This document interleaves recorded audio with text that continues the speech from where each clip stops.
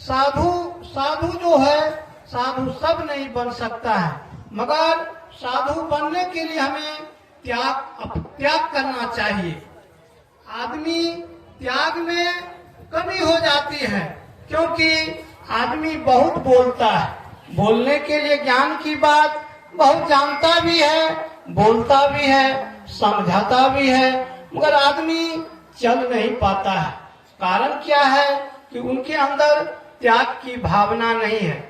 मैं जब बिहार मेरा जन्म भूमि है, बिहार के लोगों से मैं भली भांति परिचित हूँ, क्योंकि यहाँ कला कौशल का बहुत महत्व है। यहाँ गाना बजाना बहुत दिन से यहाँ परंपरा रहा है, गाते बजाते हैं। कभी सब कहते हैं गाने बजाने से कुछ होने जाने वाला नहीं है, जीवन में परिवर्तन होना चाहिए।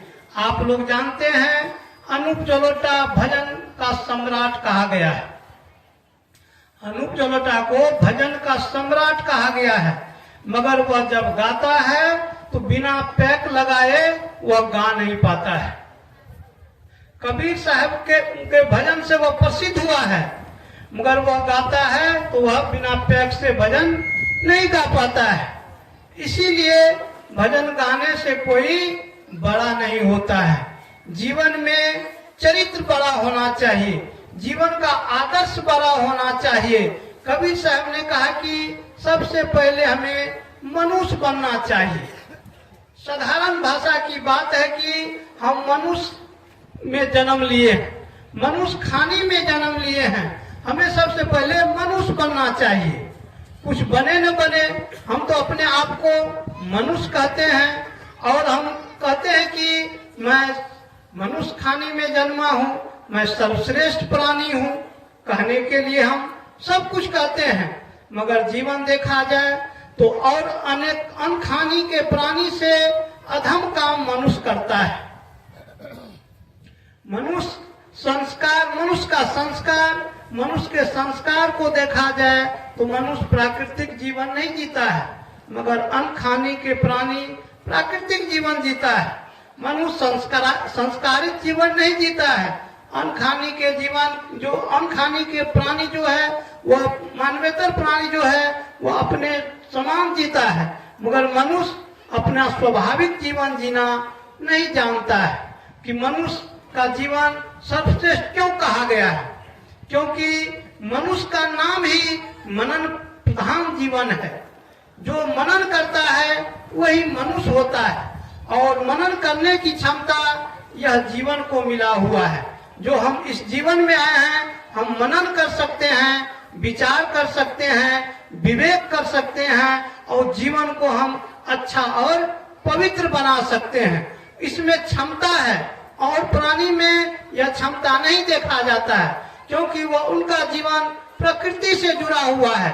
देखिए, मनुष्य और प्राणी के जीवन खान पान में कितना परिवर्तन है। मनुष्य के जीवन में कितना खान पान का परिवर्तन हो जाता है, और प्राणी में हम खान पान का परिवर्तन नहीं देख सकते हैं। क्योंकि यह जो है, यह जो जीवन मिला हुआ मनुष्य का, यह जीवन विचारणीय जीवन है। हम विचार कर, सोच कर, समझ कर हम अपने आप को बड़ा कर सकते हैं। जितने भी महापुरुष हुए हैं, सबसे पहले वह मानवता धर्म को स्वीकारा है। कबीर साहब क्या कहे?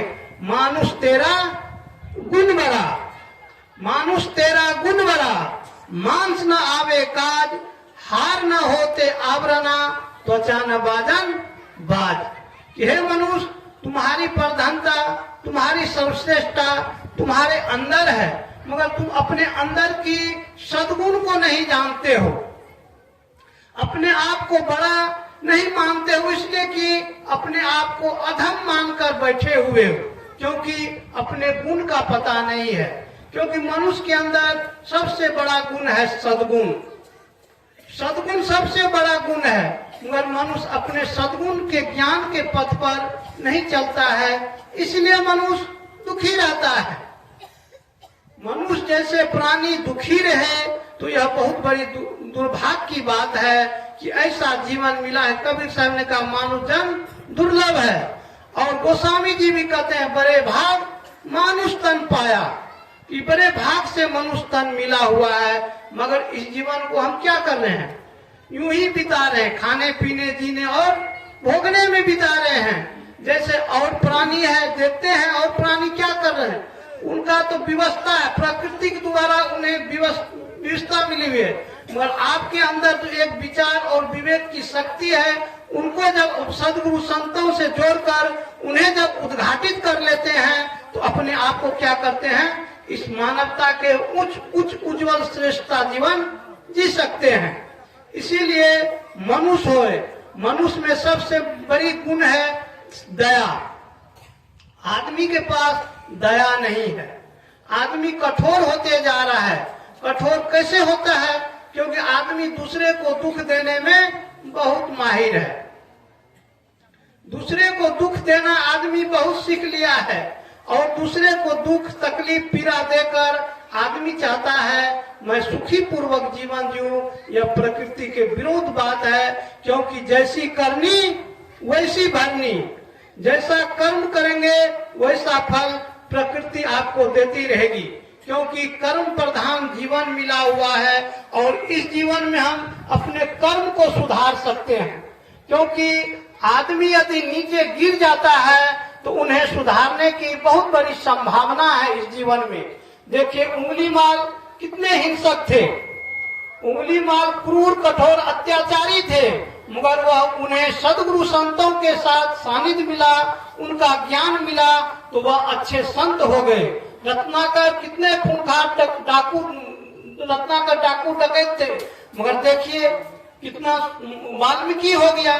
इसी तरह मनुष्य में यदि कोई गंदी आदत लग जाता है और वह आदमी चाहता है इससे छुटकारा पा जाए तो आदमी छोड़ सकता है, कोई बड़ी बात नहीं। हम जानवर में ऐसी बात नहीं है। जानवर को यदि हम उसके अंदर नहीं कोई गंदी आदत लग सकती है, नहीं वह छोड़ सकता है, मगर मनुष्य में यह संभावना है कि आदमी अपने आप को संभाल सकता है। कभी से क्या कहें, राहु संहारे राम विचारे, कहता हो जो पुकारे हो, अपने आप को संभालो। यह संभलने का जगह है, यह संभलने का जगह है, अपने आप को बनाने का जगह है। बनाना क्या है, बनाना कुछ नहीं है, सिर्फ अपने आप को संभल कर चलना है। और संभल कर जो चलता है वो आदमी गिरता नहीं है। तो सब आदमी तो गिरते जा रहा है, कोई शराब में गिरा हुआ है, कोई मांसाहारी में गिरा हुआ है, कोई बीड़ी सिगरेट तंबाकू व्यसन में गिरा हुआ है, कोई अनेक दुर्गुण में गिरा हुआ है, कोई मन से गिरा हुआ है, सब आदमी गिरा हुआ है। इसलिए कबीर साहब कहते हैं राम का भजन करो। अब राम का भजन करना क्या है, जैसे मैंने कहा अपने आप को जानो, अपने आप का जानना है कि राम का भजन करना है। जब तक अपने अंदर सद्गुण का उद्घाटन नहीं होगा, कबीर साहब कहते हैं जहां दया तहां धर्म है। जहां दया है वही आदमी धर्म के पथिक हो सकता है, वही आदमी धर्म के वास्तविक तत्व को समझ सकता है। जहां क्षमा तहां आप है।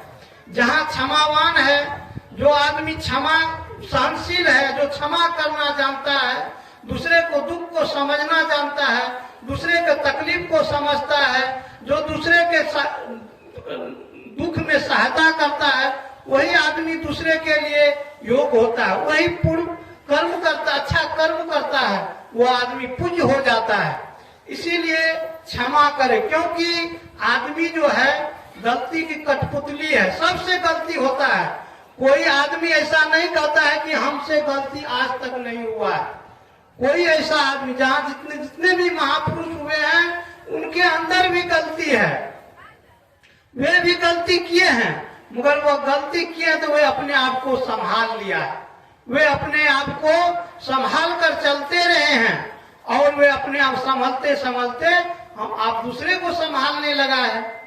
इसीलिए संभालना है, अपने मन को संभालना है और इंद्रिय को संभालना है। छोटी बात है, कहने में लगता है बहुत छोटी, मगर यह रास्ता बहुत कठिन होता है। कहा जाता है मन को संभालो, छोटा सा मन है, यह मन से सब परेशान है, यह मन से सब परेशान है। क्योंकि मन मन करते सुरनर मुनि जा रहे, मन के लक्ष्य द्वार। क्योंकि मन को संभालते संभालते कितने मुनि संत गुरुजन भी गिर जाते हैं, इतना इनका मार्ग कठिन पड़ता है, जान गिर पड़ते हैं। इसीलिए इस मन को संभालने के लिए हमें आधार चाहिए। किसका आधार चाहिए? संभले हुए आदमी का आधार चाहिए, जो अपने आप को संभाला हुआ है, जिसने वास्तविकता राम भजन में डूबा हुआ है। वही आदमी आपके और हमारे सहयोगी हो सकते हैं। जो आदमी दूसरे को नहीं संभालता है, नहीं अपने आप को नहीं संभाला है, तो दूसरे को क्या संभाल सकता है? इसीलिए उस आदमी के साथ हमें लगना चाहिए। कभी संगत कीजिए साधु की। साधु माने कौन? जो साधना करे। साधना करने का मतलब यह नहीं कि जो कपड़ा मेरे वही साधना करता है, फुल पेंट में रहता है वो भी साधक है। जो साधना के मार्ग में चलता है, उनका जीवन अच्छा है तो वो भी साधक है, वो भी साधना करता है। साड़ी में रहे या उजला कपड़ा में रहे, सबसे बड़ी है मन को परिवर्तन कर लेना। ऊपर के भेष से कोई परिवर्तन नहीं होता है, अंदर के भेष को बदलना है। मन में यदि गंदगी है, मन में काम है, मन में वासना है, वासना तो जटिल वासना है क्योंकि वह अनादिकालीन वासना है। इससे आदमी बाहर निकलना बहुत दुर्लभ समझता है। मगर आप सदगुरु संतों को देखिए, इनका जीवन देखिए कितना उज्जवल है। हम लोग से आदमी पूछता है, साहब आप लोग इस उम्र में साधु बन गए हैं। अरे इस उम्र में साधु बनते हैं, बूढ़े में जब उम्र ढल जाए। दुनियादारी देखते कैसा दुनियादारी है, क्या दुनियादारी का रस है, उस दुनियादारी से हम निकलते तब साधु बनते। और इस उम्र में कैसे साधु बन गए हैं?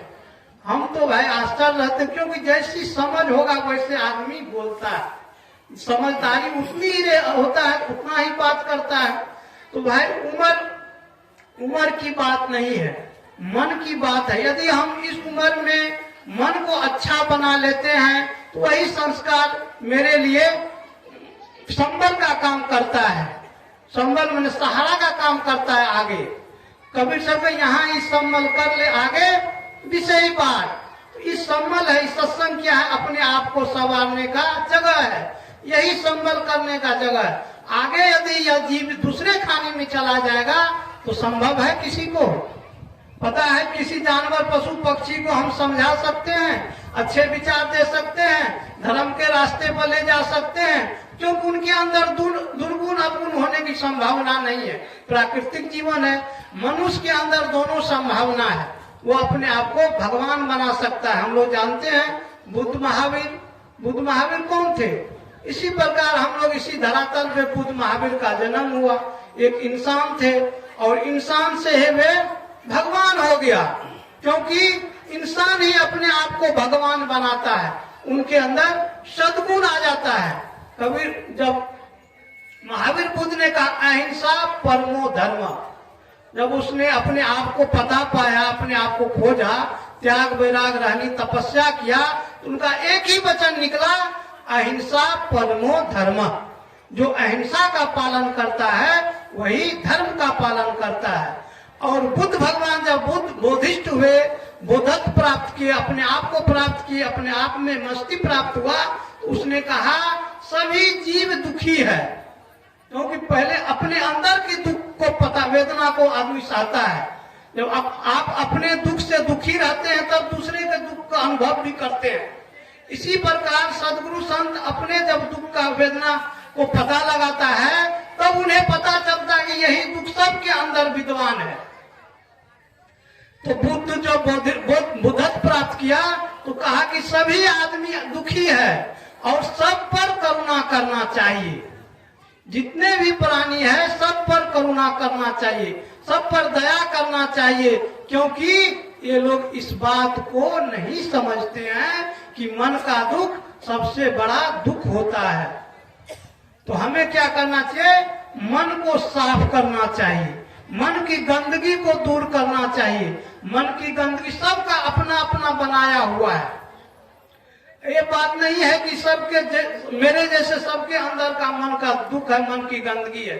कोई खैनी खाता है उसमें उनकी गंदगी उनकी है, कोई गाली देने में मस्त है, कोई लड़ाई करता है उनकी गंदगी उनके पास है, कोई क्रोधी है, कोई लोभी है, वो भी मोही बहुत है। क्योंकि अपने मोह जो होता है वो पीड़ा देता है, मोह जो है पीड़ा का कारण होता है। आदमी हर तरह मोह कर लेता, सबसे मोह कर लेता है, इसीलिए आदमी रोता है। इस संसार से जब जाता है तो आदमी रोता है, क्योंकि देखता है कि भाई जहां जहां मोह करता है वहां वहां रोना पड़ता है आदमी को। और जाते समय आया रोते रोते और जा भी रहा है रोते रोते। इसीलिए सदगुरु सब कहते हैं जो जागल सो भागल हो रमैया राम। जो जग जाता है, जिसने समझ लेता है यहाँ की क्या वास्तविकता है और अपने सत्य को जिसने समझ लिया है वह इस संसार को छोड़ देता है। कैसे छोड़ता है? मन से छोड़ देता है। और मन से जब छोड़ता है तो मन क्या होता है, वो अपने मन को अपने आप में मिला लेता है। वो इसीलिए कबीर साहब कहते हैं राहु सम्हारे राम विचारे। जो राम का चिंतन करता है, राम का भजन करता है, एक ऊपरी भजन होता है। अभी जो आप लोग का है ये ऊपर का भजन होता है, एक अंदर का भजन होता है। अंदर का भजन कैसे होगा? जब आपके अंदर सारे विकार दूर हो जाएगा, सारे विकार जब दूर हो जाएगा, सारी गंदगी जब दूर हो जाएगा, कबीर साहब करे दर्शन को दिल चाहिए तब दर्पण मांजत रहिए। दर्पण में लागी काई तब दरस कहाँ ते पाई। कैसा दर्पण है? मन रूपी दर्पण में जब काई लगा हुआ, गंदगी लगी हुई है, तब दरस कहाँ होगा? तब भगवान परमात्मा कहाँ मिलेगा? क्योंकि कबीर साहब के भगवान जो है सबके अंदर बैठा हुआ है। हृदय बसे ते ही राम न जाना। कबीर साहब क्या सबके अंदर है, मगर वो दर्शन नहीं होता है। आदमी जब दर्शन नहीं होता बाहर खोजता है। अपने अंदर खोजने के लिए क्या करना? साधना, त्याग, वैराग, रहनी ज्ञान के मार्ग पर जब चलेंगे तब कबीर साहब के गूंगे गुड़ खाया पूछे सो क्या, वह मस्ती आता है साधु संतों में। तो गूंगे जब गुड़ खा लेता है वो क्या बखान करेगा? वैसे आत्मरस, कोई राम रसिक रस पिए होंगे। कबीर साहब कहे कोई राम रसिक रस पिए होंगे, जो पिए होंगे युग युग जिए होंगे। कि वही राम है। उस राम को समझने के लिए हमें साधना करना पड़ेगा, मन को मांझना पड़ेगा। और मन को मांझ कर हम अपने जीवन को जब उस श्रेष्ठ तत्व को ले जाएंगे तब हम अपनी मस्ती में जिएंगे, अपने राम में जिएंगे, अपने भगवान में जिएंगे, अपने आप को पा लेंगे। फिर यह संसार क्या हो जाएगा? आपके लिए अलग हो जाएगा, अलग दुनिया हो जाएगा। इसीलिए कबीर से मैं कह रहा हूँ सम्हारे राम विचारे, कहता हूँ जो पुकारे हो। बस इतना ही कहकर मैं अपनी वाणी को विराम देता हूँ। बोलिए।